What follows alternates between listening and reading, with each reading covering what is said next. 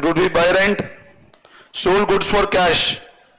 Illustration 1 ही continue कर रहा हूं मैं, ध्यान देना। सोल्ड गुड्स फॉर कैश क्या होगा? टू सेल्स, अमाउंट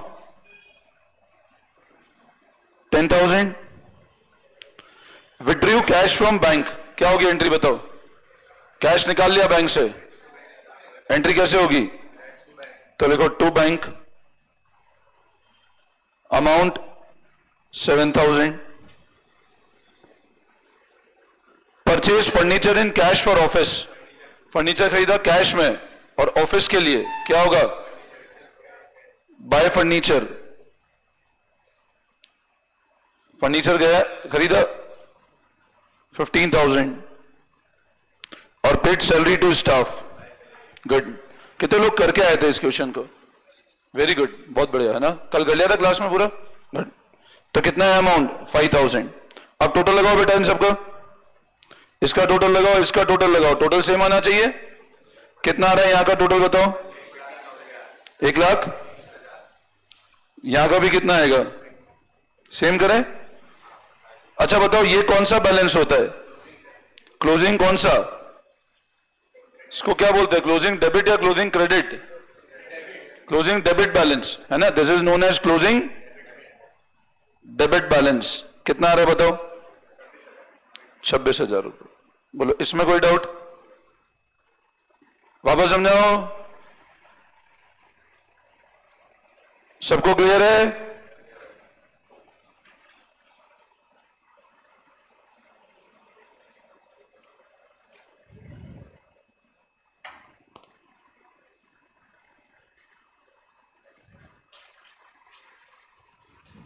आगे बढ़े। अच्छा इस पैटर्न का एक क्वेश्चन होमवर्क दे दो, पेज नंबर देखो तुम लोग।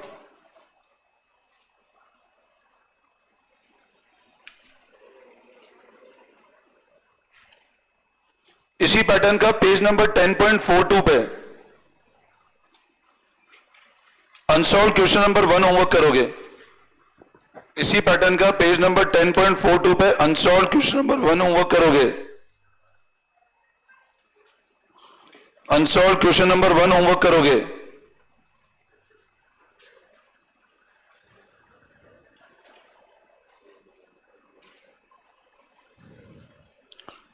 ठीक है आगे बढ़े, आगे बढ़े। ठीक है अब लगाओ next heading, double column cash book.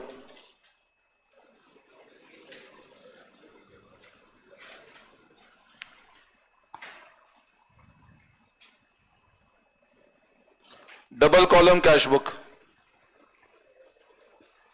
Next heading लगाओ double column cash book.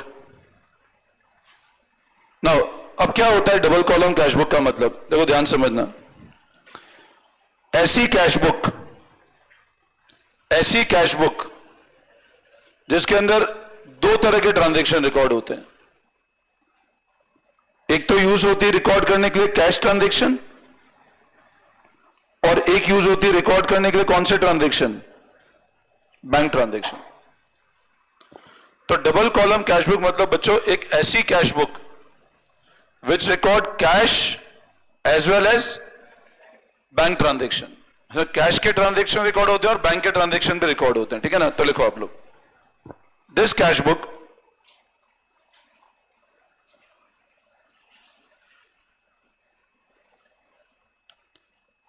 is mainly used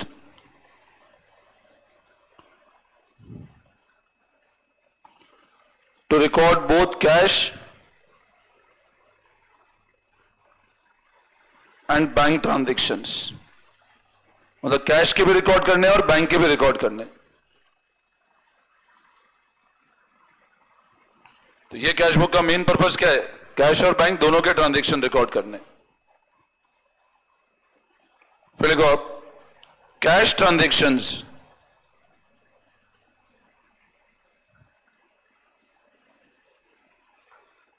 are recorded in cash column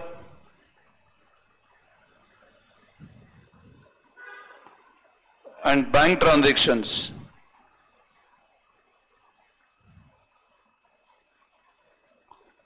are recorded in bank column. Cash के ट्रांजैक्शन कैश में रिकॉर्ड करो और बैंक के ट्रांजैक्शन बैंक कॉलम पे record करो। तो ऐसी कैश बुक जो कैश और बैंक दोनों के ट्रांजैक्शन रिकॉर्ड करती है बच्चों, उसको क्या बोलते हैं हम लोग? Double column cash book. क्या बोलते हैं उसको? Double column cash book. ठीक है, अब नेक्स्ट लाइन में ऐसा फॉर्मेट बना लो।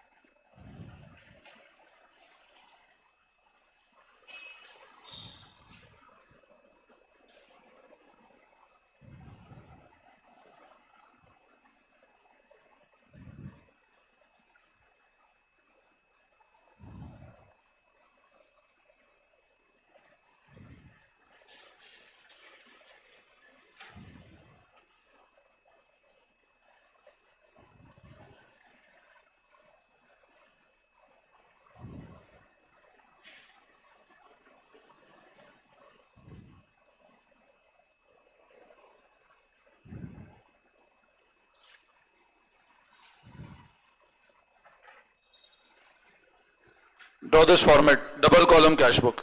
Date particulars cash bank, date particulars cash and bank. अब ये कैश बुक दोनों के ट्रांजैक्शन रिकॉर्ड करती है, कैश के और बैंक के।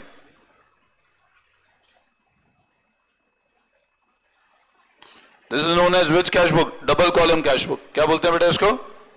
Double column cash book.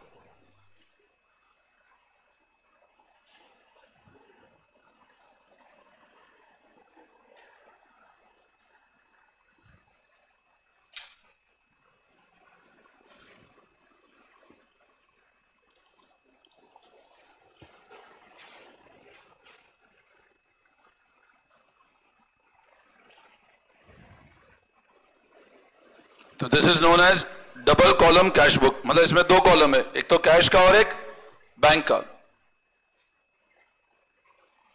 अच्छा बताओ, कैश कौन सी कैटेगरी बिलोंग करता है? असेट की लायबिलिटी?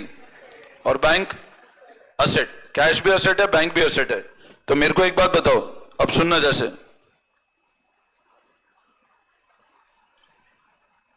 अभी सब लोग इधर ध्यान देंगे। What is meaning of this thing? इसका मतलब क्या होता है बताओ? ओपनिंग कौन सा बैलेंस? Debit, credit balance? बोलो बोलो वापस। डेबिट। अभी गड़बड़ नहीं करना। कौन सा बैलेंस है बेटा ये? तो मैं अगर इसको फर्स्ट नाम लगाता हूं तो ये कौन सा है? ओपनिंग का। अच्छा, इसको मैं नेम नंबर 2 देता हूं। कौन सा बैलेंस है? ओपनिंग की क्लोजिंग? क्लोजिंग का कौन सा? वेरी गुड, क्लोजिंग का। पहले बोलो, ये सबको समझ में आया? ये सबको क्लियर है? अच्छा, ये क्या इंडिकेट करेगा? Opening cash in hand. ये क्या इंडिकेट करेगा?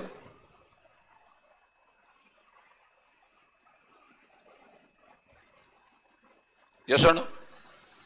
तो सर ये इंडिकेट करेगा ओपनिंग कैश इन हैंड, ये इंडिकेट करेगा क्लोजिंग कैश इन हैंड। अच्छा मेरे को एक बात बताओ, मान लो मैंने इसको नेम 1 कर देता हूं, इसको 2 कर, इसको ये 2 अपना ये हो गया,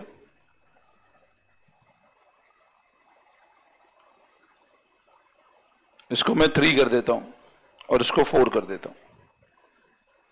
now what does number 3 indicates? What does number 3 indicate? बोलो क्या इंडिकेट कर रहा है? ओपनिंग कौन सा? Bank balance. क्या इंडिकेट कर रहा है?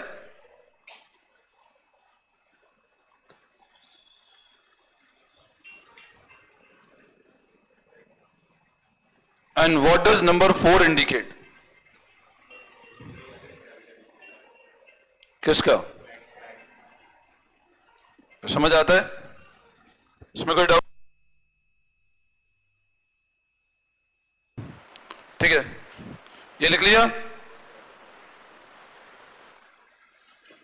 अब इधर लिखो आप। अच्छा अच्छा बताओ, अब सब लोग इधर ध्यान देंगे, क्या ये चीज पॉसिबल है? क्या ये चीज पॉसिबल है? यस और नो। ये क्या इंडिकेट करता है बताओ? पहले बताओ कौन सा बैलेंस है, ओपनिंग डेबिट की opening credit? Opening credit balance है ना, ये कौन सा बैलेंस है? Opening credit. अब सर आपने तो बताया था कि डेबिट बैलेंस हमेशा किसका होता है? असेट का होता है। आपने बताया था क्रेडिट बैलेंस हमेशा किसका होता है? और यह भी सिखाया था कैश कौन सा कैटेगरी में जाता है हमेशा। और अब आप बोल रहे हो ऐसा भी हो सकता है, मतलब आप गलत पढ़ाते हो सर। हाँ, ऐसा हो सकता है क्या? नहीं हो सकता है ना। पॉसिबल है क्या कैश के अंदर नेगेटिव बैलेंस? मैं यूं बोल रहा हूं, मैं घर से लेके निकला 5,000 रुपए, मैंने खर्चा कर दिया 10,000 रुपए का। अब या तो आप बोलोगे पहले किसी से लो, मैं बोलता हूं मेरी जेब में पड़े 5,000 रुपए और एक्सपेंडिचर हो गया 8,000 का। मैंने कहा मेरी जेब में बैलेंस हो गया -3,000। अब सवाल ये पैदा होता है क्या -3,000 बैलेंस हो सकता है क्या? कैसे होगा? Cash can never go negative, cash negative कभी नहीं हो सकता है। तो ये क्लियर है, ये तो बिल्कुल भी पॉसिबल नहीं है। अब सवाल ये पैदा होता है सर अगर ये नहीं हो सकता तो फिर? अच्छा मेरे को एक बात बताओ, मैंने कहा इसको तो अपन हटा देते हैं, ये तो हो नहीं सकता है। अब सवाल ये पैदा होता है, इधर मैंने लिख दिया वो सर बैंक भी तो असेट होता है, तो ये वाला बैलेंस कौन सा बैलेंस है बताओ? इस बैलेंस को क्या बोलेंगे बोलो? डेबिट की क्रेडिट? मेरे को सिर्फ बताओ, डेबिट बैलेंस या credit balance? Credit balance. This is known as which balance? अब सवाल ये पैदा होता है अगर ये क्रेडिट बैलेंस है, अगर ये क्रेडिट बैलेंस है तो वापस सर ये हो सकता है कि आपने तो बताया था बैंक क्या होता है, मैंने बताया था बैंक एसेट होता है, बट बैंक ओडी क्या होता है? Bank OD. कभी ऐसा भी हो सकता है ना मैं बिजनेस में बैंक मैंने ओडी में कर रखा हो, है ना। मैं आपको एक एग्जांपल से समझाता हूं, प्रैक्टिकल एग्जांपल दिखाता हूं एक, ताकि तुमको पता लगेगा बैंक में ओना। आपको दो चीज नजर आ रही है, एक तो दिख रहा है मनी आई हैव, मतलब मेरे पास जो पैसा मेरा पड़ा हुआ है, और आई ओ मतलब जो मेरे को देना है, दैट इज माई ओ, मतलब मेरे को देना है ना, दैट इज माई लाइबिलिटी। अब आपको इसमें दिख रहा है, क्या दिख रहा है? OD1 OD2। ओडी मतलब ओवरड्राफ्ट, ओडी मतलब कितनी ओडी दिख रही है? 2 ओडी दिख रही है, 1 और 2। और नीचे क्या लिखा है? Positive balance means you have excess funds in your account. अब मैं आपको ओडी का सिस्टम बताता हूं। जैसे अब ये मेरा सेविंग अकाउंट है, अब ये ऊपर मैंने इधर क्लिक किया मनी आई हैव पे, तो ये खुला सेविंग, ये मेरा पैसा है जो मेरे को बैंक को नहीं देना है। This is my money, this is my money. But अगर मैं आपको एक और चीज स्क्रीन बताता हूं, अब ये कौन सा है? क्या लिखा है? ओडी। ये कैटेगरी होती है रिड्यूसिबल ओडी। अब कितना दिख रहा है? जैसे आप देखो, मतलब एक तरह से मेरी लाइबिलिटी कितने की है? 19 लाख की लाइबिलिटी है मेरी। Getting my point? अब आपको ये दिख रहा है, ये मेरे पास अवेलेबल बैलेंस है अकाउंट में। तो ओडी बैंक ऐसे ओपन करता है। ओडी मतलब अब मेरे पास फ्लेक्सिबिलिटी क्या है? अब किसी को बताना मत सर को 20 लाख की लाइबिलिटी है ना, ठीक है, असेट नहीं बताया तुमको मैंने मेरे, तो तुम अभी क्या बोलोगे? सर को 20 लाख लाइबिलिटी, आज सर से पढ़ेंगे नहीं, इतना लाइबिलिटी है सर के ऊपर। तो आप एक चीज समझो, लाइबिलिटी है तो उसके अगेंस्ट वापस क्या खड़े हुए हैं? असेट खड़े हुए ना, तो टेंशन नहीं है। प्रॉब्लम आई इमीडिएट असेट को लिक्विडेट किया, पे कर दिया। बट आप देखो वापस अवेलेबल बैलेंस कितना दिख रहा है आपको? 30 लाख। और 30 लाख का बैलेंस है, उसके अगेंस्ट लाइबिलिटी कितनी खड़ी है? सिर्फ 90। तो भी कोई टेंशन वाली बात है क्या? नहीं टेंशन वाली बात। अब ओडी में फैसिलिटी क्या होती है कि मैं जब चाहूं पैसा निकाल सकता हूं, जब चाहूं विड्रॉ कर सकता हूं। मतलब I have the power to withdraw the money और टू लिक्विडेट द मनी। मतलब अब जैसे क्या होता है, मान लो मैं एक लोन लेता हूं, अब ओडी क्यों ओपन कराते हैं और ओडी का क्या फायदा होता है, पहले वो समझो। देखो ओडी के अंदर क्या होता है, हमेशा एक बात ध्यान रखना, जब भी कोई बिजनेस ओडी अकाउंट ओपन करता है, ये हमारे बिजनेस का अकाउंट है। अब ओडी में फायदा क्या होता है, और ओडी हमेशा मिलती है उन्हीं लोगों को तो बिजनेस करते हैं। अगर आप जैसे जॉब में हो तो आपको कभी ओडी नहीं मिलेगी। अब सर ओडी क्यों कराना है, क्या फायदा होता है ओडी का, और बिजनेस ओडी क्यों करवाता है? सबसे पहले आप वो चीज भी समझो कि ओडी का बेसिक लॉजिक क्या है। ओडी एक बैंक आपको फैसिलिटी देता है। अभी जैसे मान लो, आप एग्जांपल समझो, मैंने एक लोन लिया, अब एक लोन लिया बैंक से। अब आप है ना, मेरे को एक बात बताओ, आज जितने बिजनेस तुम देख रहे हो मार्केट में, जितने बिजनेस चल रहे हैं, आप क्या मानते हो? आज जैसे अपने बाहर निकलोगे, कपड़े की दुकान है, ठीक है ना, सामने एक ज्वेलरी की छोटी सी शॉप है, उसकी दुकान में सामान पड़ा है या खाली पड़ी है? सामान पड़ा है। आज तुम यहां पे आए, कुछ सामान पड़ा हुआ है क्या? बस सिर्फ फर्नीचर पड़ा हुआ है। अब आज मान लो मेरे को रचिता के बोलो, सर मेरे को ज्वेलरी खरीदने की, मैं किसके लिए बोलो, किसी गिफ्ट करना है मेरे को, अब बोला आप ज्वेलरी बेचो मेरे को, तो क्या मैं ज्वेलरी का डीलर हूं क्या? नहीं। बट अगर ज्वेलरी खरीदने तो कहां जाएगा ये? ज्वेलरी की दुकान पे। अब जब ज्वेलरी की दुकान पे गया, वो इसको अगर ऐसा बोले, भैया मेरे को पता नहीं था आप आने वाले हो, तो आप बैठो, मैं दूसरी दुकान से लेके आता हूं और उसके जो कॉस्ट होगी उसमें प्रॉफिट कमा करके आपको दे दूंगा मैं, तो आप बैठ जाओ 2 मिनट। बोलेगा यार भैया आपके पास सामान तो ही नहीं, तो मैं आपके आगे रुकूं, मैं तो वहीं चला जाता हूं। सही बात है ना? अच्छा मान लो अगर वो ऐसा बोले कि भाई आप रुको, मैं सामान लेकर आता हूं, फिर आप देख लेना, जमे तो रखना वरना मत रखना, वो ऐसा बोले, तो बताओ आप रुकोगे क्या? आप कपड़े खरीदने गए कहीं पे, कपड़े खरीदने गए, कपड़े वाला ऐसा बोलता है कि यार भैया रुक जाओ, हम जा रहे हैं, सामान कपड़े जो चाहिए क्या क्या क्या सही से बता दो, मैं ले आता हूं, 15 एक शर्ट ले आता हूं। बोले आपके पास है नहीं? बोल नहीं मैं रखता नहीं हूं, जैसे कस्टमर आता है मैं ले आता हूं, अभी तुम यहां पढ़ जाए, मैं बोलो रुको बेटा मैं 10 दिन पढ़ के आता हूं, फिर 10 दिन बाद तुमको पढ़ाना चालू करता हूं। ये कैसे क्या सर, आप पढ़ोगे तो हमको कैसे पढ़ाओगे? दिमाग में आएगा ना वो चीज। तो आप एक चीज समझो, जब आप कोई बिजनेस के अंदर जा रहे हो, अब आप बिजनेस में गए, ऑब्वियसली बात है उसके पास क्या होना चाहिए? स्टॉक। और जितना स्टॉक ज्यादा होगा उतना ज्यादा कस्टमर फुटफॉल होगा ना। अब तुम देखते हो ज्वेलरी में डीपी ज्वेलर्स है, उदयपुर के अंदर एक बहुत रिनाउंड शोरूम है डीपी ज्वेलर, है ना। आप जब जाओगे हमेशा कस्टमर मिलेगा, हमेशा मिलता है कस्टमर। अब मेरे को बताओ, यही अगर अपन कोई शॉप पे जाए, मान लो मंडी में लोकेटेड है, छोटी शॉप है, अब इतनी शॉप है और आप एक्सपेक्ट करो कि यार वो उतना स्टॉक मेंटेन है, डीपी जितना है, नहीं ये तो उसका कस्टमर बेस कम है। अब आप बताओ डीपी ज्वेलर पे मेन कारण क्या है लोगों के जाने का? वैरायटी। आप एक छोटी शॉप पे जाओगे, एक चेन दिखाएगा आपको, अब वो ज्वेलरी वो एक साथ आपके सामने 50 चेन खोल देगा, ऐसा ही होता है ना। तो लगता है वैरायटी इतनी सारी है। अब आप मेरे को एक बात बताओ, जब मैंने ये बोला कि वहां इतना बड़ा स्टॉक मेंटेन है, अब आप ये मान दो आज गोल्ड की रेट है 1,10,000 रुपए, और एक चेन अगर आप नॉर्मल लेने जाओगे तो 15 ग्राम से नीचे की चेन होती नहीं है। तो इमेजिन करो वो जो, अब उसके पास चेन का स्टॉक भी है, उसके पास ब्रासलेट भी है, उसके पास हार भी है, भगवान जाने कौन कौन सी ज्वेलरी आती है, सब कुछ है उसके पास में। तो इमेजिन करो बिजनेस में कितना बड़ा फंड इन्वेस्टेड होगा ही है ना। ऐसा तो नहीं वो खुद के घर में सोना बना रहा होगा, कहीं से खरीदता होगा, मार्जिन कमा के तुमको बेच रहा है वो। तो लॉजिक लगाओ, उसके पास एट अ टाइम कम से कम 100 CR प्लस का स्टॉक तो होगा, तभी तो इतना बड़ा शोरूम खोल के बैठा है वो। अब सवाल ये पैदा होता है 100 करोड़ आएंगे कहां से? 100 करोड़ किसी घर में है क्या? 1 करोड़ नहीं होते अपने घर में, 10 लाख चाहिए, 10 लाख एक नहीं होते, सब पैसा कहीं ना कहीं इन्वेस्टेड रहता है ना। अब आप मेरे को एक बात बताओ, आपको ऐसा शोरूम खोलना है, शोरूम में मान लो 100 करोड़ रुपए चाहिए, और 100 करोड़ रुपए तभी तो कस्टमर को फुटफॉल बढ़ेगा। कपड़े खरीदने जाते हो, अब कपड़े खरीदने गए, मान लो एक बहुत बड़ा शोरूम है और एक छोटी सी दुकान है, तो जो शोरूम है उसका स्टॉक बहुत मेंटेन है ना। तो आप एक चीज सोच करके बताओ, जब आप 100 करोड़ रुपए का उसके पास स्टॉक है, तो 100 करोड़ कहां से लाया? खुद की जेब से रखा होगा क्या उसने? नहीं, ये सब बैंक सिस्टम पे चलते हैं, ये सबके लोन्स होते हैं साथ में।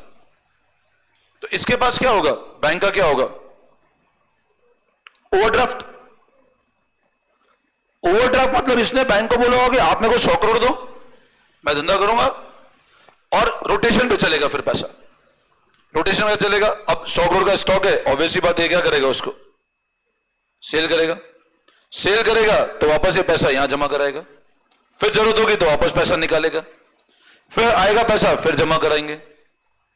अब जैसे आज मैंने बताया तुमको मेरा ओडी है, तुमको 19 लाख का बैलेंस है, अब जैसे जैसे फीस आएगी हम लोग कैसे करते हैं, हम फीस आती है इसमें जमा कराते हैं, वापस खर्चा होता है यहीं से कर देते हैं, तो खुद का पैसा डालना नहीं पड़ता है ना। मेरे बैंक ने फैसिलिटी दे रही है कि 50 लाख की ओडी की मान लो, तो मेरे लिए फायदा क्या है कि मेरे को पैसा खुद की जेब से नहीं डालना है। अब आप कहोगे सर खुद की जेब से नहीं डालना है तो फिर आप अपने पैसों को करोगे क्या? तो मेरे पास अपॉर्चुनिटी इन्वेस्ट करूं ना कहीं पे। आज बैंक मेरे को फंड दे रहा है मान लो 7% पे, तो बैंक में ब्याज कितना देना है मेरे को? सिर्फ 7-8% पे, अगर आपकी प्रोफाइल बहुत अच्छी है तो। अब जैसे मान लो मैं कहता हूं मेरा सिबिल हमेशा अच्छा रहता है क्योंकि मैं कोई पेमेंट डिले नहीं होते मेरे, तो मेरे को ये लोन मिल गया मान लो 7% पे। अब मेरे पास 50 लाख रुपए पड़े 7%, मेरे पास अपॉर्चुनिटी आ जाएगी यार। आज जैसे अभी जैसे मान लो एक आईपीओ आया, आज एक आईपीओ क्लोज हो रहा है, कोई अर्बन कंपनी का आईपीओ, बहुत अच्छा आईपीओ। मैं कल उसके रिव्यू पढ़ रहा था तो ऐसा बता रहे हैं उसके अंदर अराउंड 40% का रिटर्न है। अब मैं अपॉर्चुनिटी कैसे इनकैश करता हूं? मेरे को बैंक ने क्या रेट पे दे रखा है पैसा? 7% पे। मैं जाऊंगा 7 पे बैंक से उठाऊंगा, मैं क्या रेट पे इन्वेस्ट कर दूंगा? 40%। तो मैं 33% तो कमा के निकल गया ना। अब कुछ नहीं करना है आईपीओ लगाने के लिए। आपने क्या किया? 7% पैसा उठाया, शेयर खरीदे, शेयर आ गए तो आपको 40% डायरेक्ट रिटर्न है। अब 2 लाख पे 2,80,000 मिल गया मान लो मेरे को, और यहां पे रिटर्न कितना मिला? सिर्फ 2 लाख पे देना कितना है? 14,000। तो अभी 80 माइनस 14, इतना तो मैं कमा ही रहा हूं ना।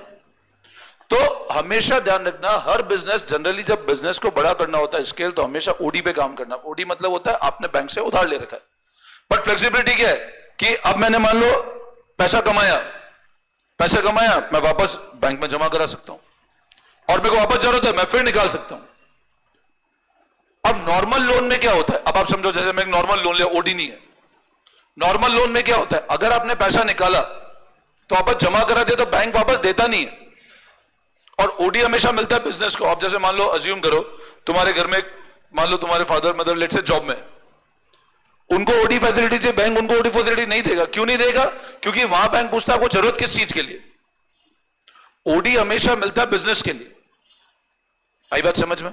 अब तुमको लोन मिल जाएगा, जॉब में तो लोन मिल जाएगा, बट लोन में क्या होगा? आपने जमा कराया, अब वापस निकाल नहीं सकते हो वहां से। बट ओडी में क्या हुआ? जमा कराया, निकाल दिया, वापस जरूरत है वापस ले लिया पैसा आपने। तो ओडी में क्या एक पोटेंशियल होता है बिजनेस को बड़ा करने का। आई बात समझ में आप लोगों को? तो हमेशा ध्यान रखना, ओडी मतलब क्या होता है? एक लाइबिलिटी अपनी। ओडी मतलब क्या? अपनी लाइबिलिटी। तो अब बताओ, कैश में कभी नेगेटिव नहीं हो सकता, बट बैंक क्या हो सकता है? Bank can become negative also. तो अब आप बताओ, जब मैंने ऐसा बोला बाय बैलेंस ब्रॉट डाउन, ये क्या इंडिकेट करता है? This indicate negative balance of the bank. ये क्या इंडिकेट कर रहा है? बैंक का कौन सा बैलेंस? Negative balance. और जब मैंने इधर लिखा ये भी कैश में नहीं हो सकता, ये कहां हो सकता है? सिर्फ बैंक में। तो ये भी क्या इंडिकेट करता है? Negative balance. किसका? बैंक का। तो इधर आप नंबर लगाओ, 3 हो गया, 4 5, और इधर लगाओ 6।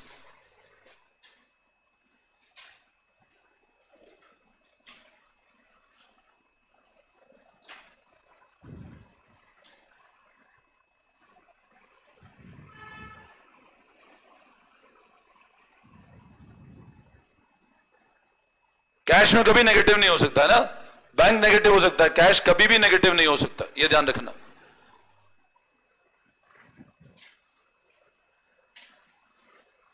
सबको समझ में आया? वापस समझाओ।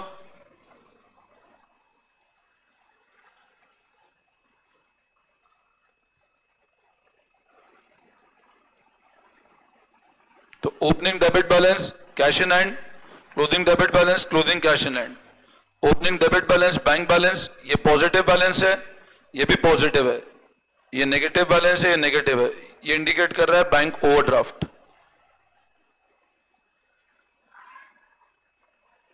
वापस से कहूं, सबको क्लियर है?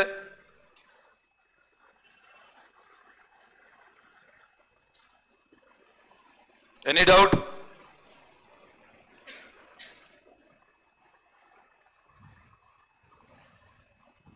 ठीक है, बस इस कंसेप्ट को फिर कल से करते हैं हम लोग, ठीक है ना। अब है ना, मेरे को अभी कैश बुक वापस 11th में भी स्टार्ट करना है ना, तो तुम 11th वाली कॉपी में आपको वापस बड़ी नोट करना चाहो, ठीक? नहीं तो क्योंकि 11th में कैश बुक ही पढ़ाना है वापस एक बार, ठीक है ना।